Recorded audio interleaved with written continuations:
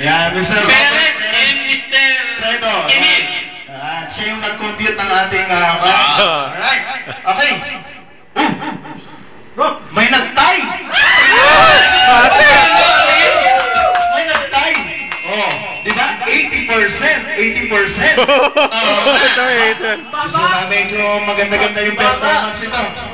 Pero sa susunod, may gaganda pa yan. Di ba? Eh, umpisa pa lang yan eh. Susunod, di ba? Di ba sa susunod?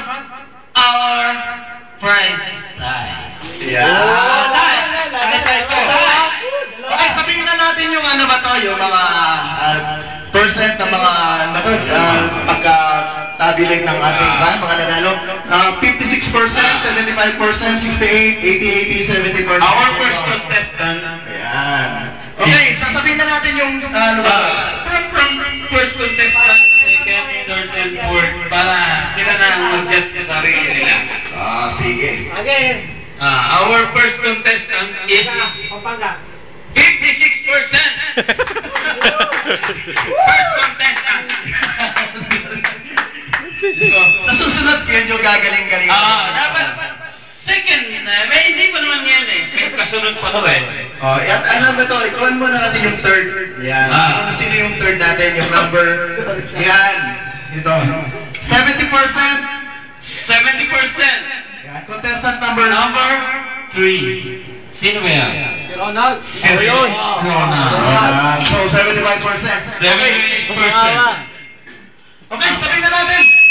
Sabihin ko na ang ating Sino na nanalo? Ang ating nanalo eh Walang iba kundi si 80%. Both of us. Both of you pala, hindi us. Oo. 80%. Wala pa kayo Contestant number 4 and 5.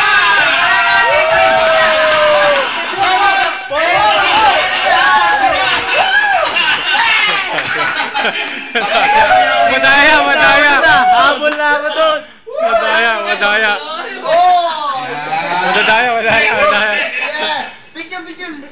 Pasalamat kayo. Salamat kayo. Laplapan naman. Laplapan dyan. May exhibition daw kasi tayo eh. Oo. Tiebreaker. Exhibition. Ulitin. Lang Juan, isa pang ano ba to? Isa. Yung mga nanalo, pakantayin natin ulit. Sige. Okay. Pili kayo ng kanta nyo at Pili na kayo ng kanta. para sa mga nanalo. Sa susunod na singing contest natin, mas pagagalingin pa nila. Luto. Dapat ako lang yun eh. Dapat. Boses, wala ka. Boses, wala ka. Kumuha ka lang sa Nanalo ko lang yung pag-ganun-ganun.